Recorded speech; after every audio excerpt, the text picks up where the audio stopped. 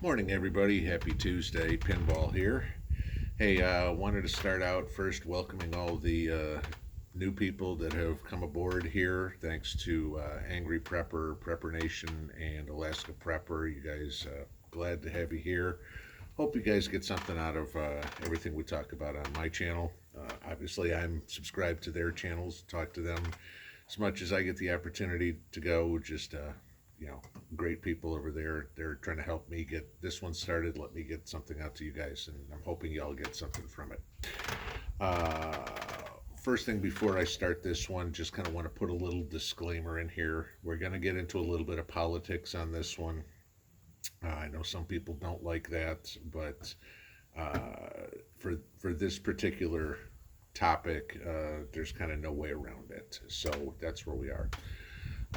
So this is going to be a multiple part series, I guess, either two or three, depends on how long it takes. I don't want to make these videos super long, but so it'll either be two or three parts because it's just way more than I can cover in 10 to 20 minute video.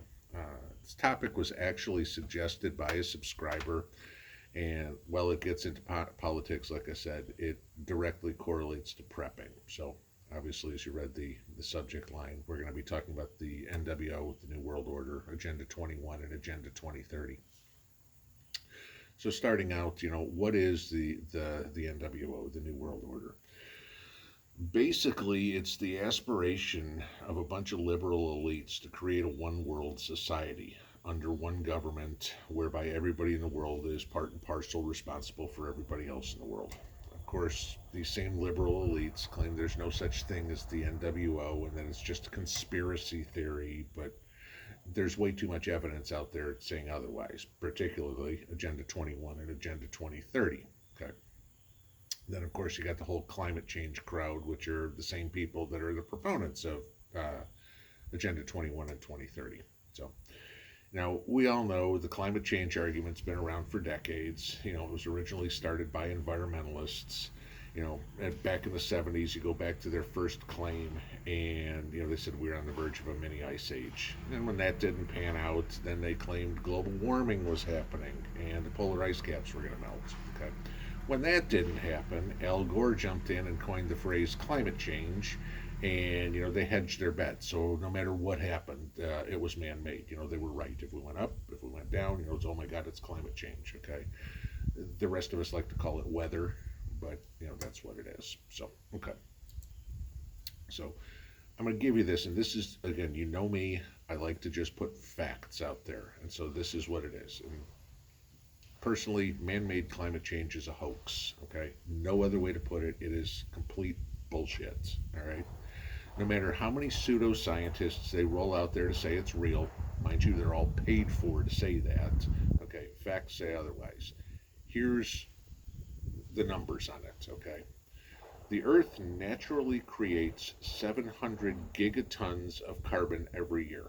Okay, volcanoes, just trees, whatever would be. Okay, the Earth naturally creates 700 gigatons of carbon. Mankind creates 30 gigatons of carbon every year. So basically, man creates about 4% of the carbon in the atmosphere, and that's from every car, every factory, and every cow fart worldwide. All right. Now, these are also the numbers on this. China creates about 10 gigatons of carbon per year, and India creates about 10 gigatons of carbon per year. Now, there's 193 countries in the world. That means the other 191 countries, including the United States, so this would be all of North America, all of South America, Australia, all of Europe, all of Africa, and everybody in Asia, with the exception of China and India, create the other 10 gigatons. Okay, so really, are you telling me that the U.S. is the problem? No, the U.S. isn't the problem. The U.S. is just the one with the money. So that's what this is all about. It's a big money grab. Okay. If you get down to it, okay, basically when you have six and a half continents are responsible for the same amount as two other countries, okay. Remind me where the focus should be on on climate change. Okay, it's certainly not the United States. Okay, but again, and this is kind of a little bit where the prepping comes into it. You get all these NWO people who want to start taking our wealth, okay, the things that we have saved, and take it and go give it to somebody else. All right, so there's the first problem. I'll get into it. All right. Why did the United States get out of the Paris Climate Accord? Thank you, Trump. Okay, because it let China and India continue to pollute the world. While we had to change the way we do everything, and of course pay for everything. Okay, we all had to go to electric cars, and we could no longer, have coal-fired plants or anything. And we all had to pay more for our vehicles and more for our electricity through solar and wind and everything like this. So China and India could keep polluting just as much. Wouldn't have basically made any difference whatsoever anywhere in regards to the climate. It made a huge difference in everybody's wallet. Okay. Now, how does that all affect preppers, you ask? The truth is, okay, in regards to climate, we have just entered a grand solar minimum. Okay. This is an anomaly that happens about once every 350 to 400 years. And it's actually factual, okay? You can go on to NASA, and NASA will talk about it. The last grand solar minimum occurred from 1645 to 1710, and its effects were a slight cooling of the average temperature. Now, considering the United States didn't exist back then, I mean, obviously the landmass was here, but we weren't a country, okay? There aren't any records from how it affected the United States. Also, obviously, scientific methods have improved greatly in the last 300 plus years. Okay, otherwise, we're not having this conversation. So, basically, the only data we have to look at is from Northern Europe. In Northern Europe, the average temperature dropped, on average, somewhere between 1.8 and 2.7 degrees Fahrenheit. All right. During a grand solar minimum, basically, there are less sunspots and solar flares. Therefore, there's less radiation emanated from the sun. But I hardly think a 2.5 degree drop in temperature is going to hurt your gardens or is going to put your solar panels out of commission. Okay, so in that respect, while this one is real, it's not going to have any material effect on it. If nobody told you about this, you wouldn't even know it existed. Okay, again, it's weather. Gee, it's 76 today instead of 78. Okay, big deal. Now, maybe we see more snow or rain? Sure, just like any other year. All right.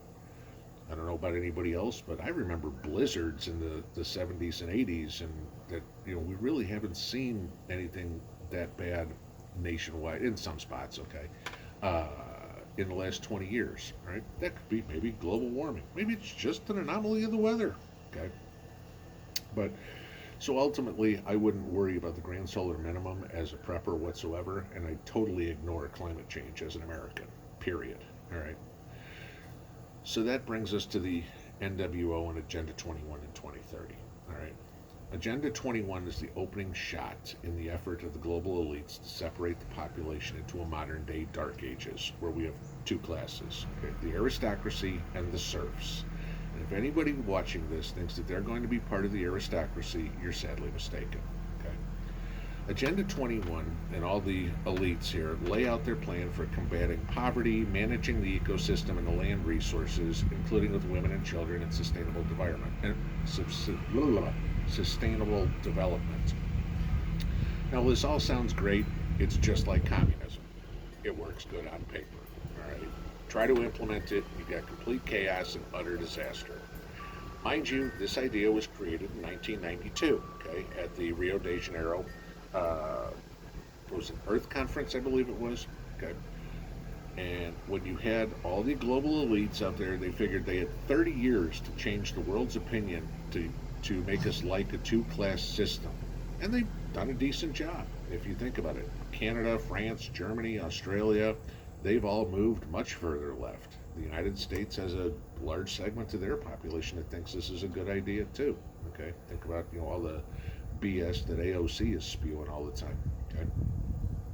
You got people like the Clintons, Bill Gates, Al Gore, the Obamas, the Bushes, Bernie Sanders, Elizabeth Warren. These are all people who want to have complete control over the world, their own kingdoms, if you will. All right, where they make the rules and everybody bows down to them. Add them to people like Merkel of Germany, Trudeau of Canada, Macron of France, all those. who are taking their countries further toward this dystopian future. And then add dictators like Xi of China, Putin of Russia, Kim Jong Un of North Korea, and you got a recipe for warring kingdoms for the next century. So, like I said, back to the Dark Ages, only with better weapons. Right? So now, when they control the people and the economy and the land and the food, congratulations, you're now a serf. All right. Again, how does this affect preppers? I will guarantee you that there is a significant part of the population, at least in the United States, that will never accept this. Okay. There are 17.4 million veterans in the United States. There are also 72 million gun owners in the United States. Now, those veterans all took an oath to uphold the Constitution. Just so you know, that oath never expires. Okay, so all the veterans, i.e., myself, still believe that we will, uphold the Constitution till the end. All right. If we assume that every veteran in the country owns a gun, and 1/3 of the gun owners are the liberal sheep out there who agree with the NWO, that means there's still 30 million gun owners in the country who are not veterans and won't accept the NWO. Add those veterans back in, and you've got about 50 million patriots that are going to rise up against this agenda. That's 15% of the population. Then you have no idea how many non-gun owners will be on either side. And this is exactly why wars aren't fought on American soil. As Yamamoto supposedly said during World War II, you can't invade the mainland United States. There'd be a rifle behind every blade of grass. Okay, that's pretty true. Again, I'm not trying to fearmonger here. I'm actually doing exactly the opposite. If some average Joe like me in rural Tennessee can figure this out, you can be sure that the leftist think tank has figured it out too. They're just trying to how to overcome all this, how to overcome facts. After all, that's the mantra of these people. Ignore the facts and just push propaganda. Keep prepping. You'll know you'll be safer than those that don't. Okay? There's many more people doing exactly the same thing you are, and none of us wear tinfoil hats. All right? Good will always overtake evil, but evil's never going to go away. Tomorrow I'm going to be going over each point in Agenda 2030 and debunking each of their points on a line-by-line basis by only using common sense, a tool those of us on the right have.